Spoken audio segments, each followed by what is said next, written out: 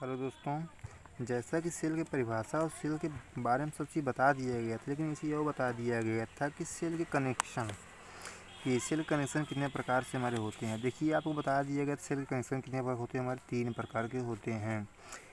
कितने प्रकार के होते हैं?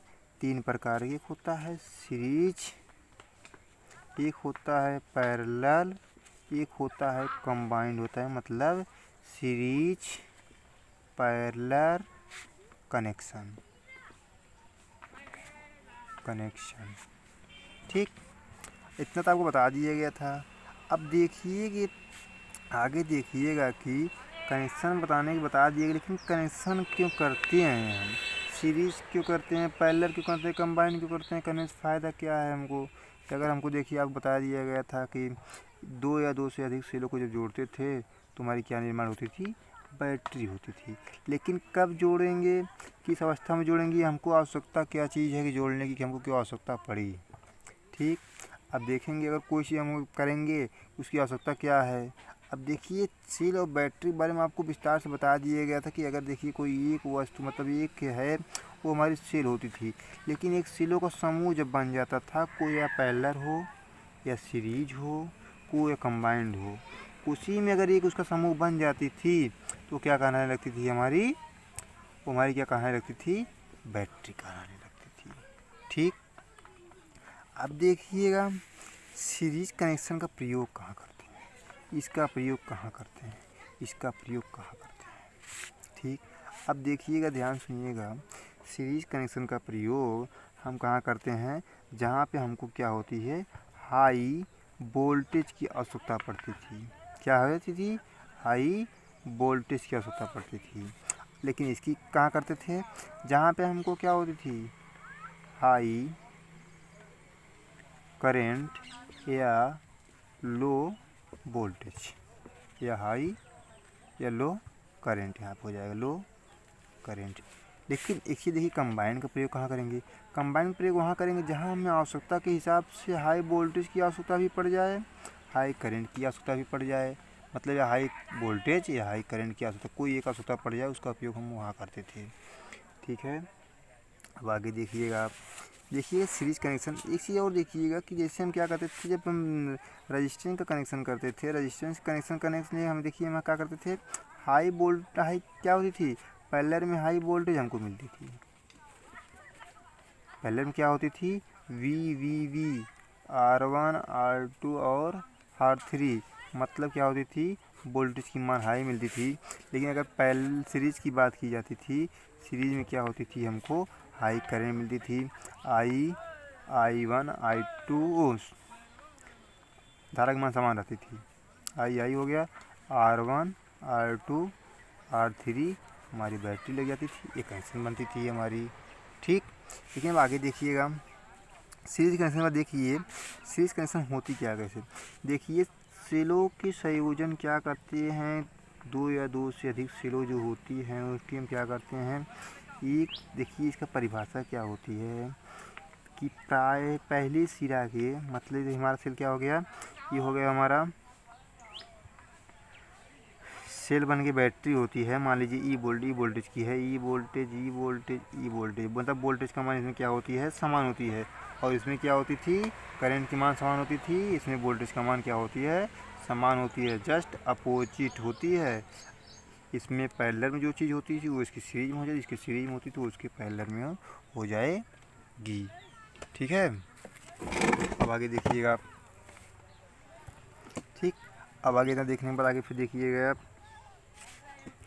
कनेक्शन इसका। देखिए, पहले बैटरी की दूसरा सिरा, पहले बैटरी के दूसरे सिरे, दूसरे बैटरी के पहले सिरे को, तथा दूसरे के दूसरे तीसरे के पहले को, तथा तीसरे के दूसरा और पहले के पहले सिरे को हम क्या करते थे, वोल्टेज, मतलब क्या होती थी, हम लोड होती थी यहाँ पे, मतलब लोड से संयोजित कर देती, क्योंकि हमारा सोर्स यही है बैटरी, हम क्या करते थे, लोड से सही करते थे। इसी वजह देखिए, हर बैटरी की कुछ न कुछ इंटरनल रेजिस्टेंस होती है। ये अगर ये बैटरी है इसकी इंटरनल रेजिस्टेंस होगी, ये बैटरी है इसकी इंटरनल रेजिस्टेंस होगी, ये बैटरी है इसकी इंटरनल रेजिस्टेंस होती है। अब देखिए, एक लोड हमारी जो होती है, हमारा रेजिस्टेंस हो गई, देखिए आर हो गई हमारी load resistance, load resistance. Small R हो गई हमारी इंटरनल रेजिस्टेंस, और ये हमारी क्या हो गई बैटरी या सेल वोल्टेज, क्या हो गई सेल वोल्टेज हो गई। ठीक है, अब देखिएगा टोटल रेजिस्टेंस की बात की जाती है। टोटल रेजिस्टेंस हमारी क्या होती थी, टोटल रेजिस्टेंस होती थी क्या आर प्लस। ठीक है, अब देखिए आर प्लस क्या करेंगे हम, इस ई आर को, दोनों आर को जोड़ लेंगे तो हमारी टोटल क्या होती थी, आंतरिक रेजिस्टेंस मिल जाती थी। लेकिन अब यहाँ देखिए, मतलब हमको क्या करना है, इसकी टोटल वोल्टेज दिखना है तो हाँ इसकी वोल्टेज, इसकी वोल्टेज, इसकी वोल्टेज, इसकी वोल्टेज, मतलब वोल्टेज का मान समान है। अगर तीनों कुल वोल्टेज हम जोड़ लेंगे तो उसके बाद क्या हो, कितने वोल्टेज है, नंबर आप क्या हो गई सेल, कितने सेल हैं, कितना वोल्टेज हो गई, ये हमारी इतनी वोल्टेज हो गई। अब देखिए श्रेणी संयोजित सेलों की संख्या एम हो गई, बताए ना एम हो गई। अब देखिएगा आप, एक फार्मूला होती थी आर रेजिस्टेंस के केस में, रेजिस्टेंस के केस में होती थी R equal to V upon आई।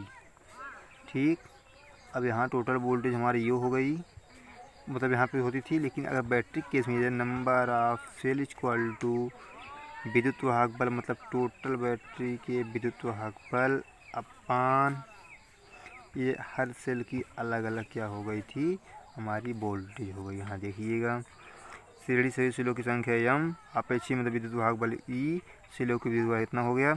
अब देखिए आंतरिक प्रतिरोध को जो जोड़ देंगे तो हो जाएगी आंतरिक प्रतिरोध equal to R plus R plus R plus R, जोड़ते जाएंगे तो क्या हो जाएगी, नंबर ऑफ सेल, जितना सेल हैं उतना गुणे आर कर देंगे। मतलब अगर देखिए आर इसका 3 हो गया, इसका 2 हो गया, इसका 5 हो गया, 5 दिन 10 हैं 30, कितने बैटरी हैं 3 गुणे 30, कितना होगा 3 त्रिका 9, 90 वोल्ट हो गई। ठीक, मतलब ये हम कितने सेल हैं, कितने कितने की है, टोटल गुणा कर देंगे। मतलब अगर इसी समान के लिए तब बता, देखिए जैसे क्या हो गया, अगर तीनों हमारे देखिए, अगर इंटरनल रेजिस्टेंस तीनों समान है, 3 3 3, एक बैटरी, 2 बैटरी, 3 बैटरी, ठीक है गलत हो गई, एक बैटरी, 2 बैटरी, 3 बैटरी, 3 बैटरी लगी हैं, तीनों का मान समान हो गई। नंबर ऑफ सेल, कितने सेल हैं 3 हो गई, गुणे 3 त्रिका 9, क्योंकि 3 3 3 3 है, 3 त्रिका 9 हो गया। ठीक, इसी प्रकार हमारी वोल्टेज निकल गई।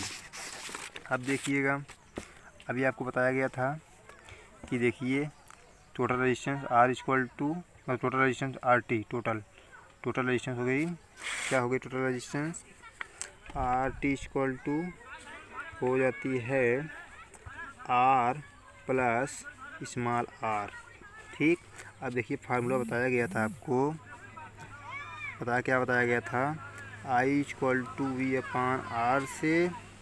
ठीक, आई का मान निकालेंगे, देखिए यहाँ दिया गया है आई इक्वल टू श्रेणी में से विद्युत वाहक बल, श्रेणी में विद्युत वाहक मतलब वोल्टेज ई और total resistance R plus M R ampere. ये हमारी निकल गई, किसकी सीरीज निकल गई। देखिए दिया गया है जहाँ पे कुल प्रतिरोध आर प्लस एम आर दिया गया है, परिपथ में प्रवाहित शॉर्ट सर्किट में हो गई। देखिए शॉर्ट सर्किट में क्या होती है, शॉर्ट सर्किट मतलब यहाँ कोई रेजिस्टेंस नहीं है। यहाँ देखिए शॉर्ट सर्किट मतलब यहाँ कोई रेजिस्टेंस हमारी नहीं है, केवल इंटरनल रेजिस्टेंस है हमारी। शॉर्ट सर्किट मतलब शॉर्ट सर्किट बताया था ना, रेजिस्टेंस की मान हो जाती है 0। देखिए क्या हो जाएगी शॉर्ट सर्किट कितने, शॉर्ट सर्किट के केस में क्या हो जाएगी, आई इक्वल टू टोटल वोल्टेज अपान क्या होता है कि इंटरनल रेजिस्टेंस लेंगे एम, और इतना सेल लगा है, कितना उसकी इंटरनल रेजिस्टेंस, ये हमारी हो गई इसके केस में। ठीक है, और धारा का मान उच्च मान होता है। ठीक है, इसमें वोल्टेज का हाई मान रखने के लिए इसमें किया जाता है। ठीक है, अब अगला बताते हैं अगले वीडियो में।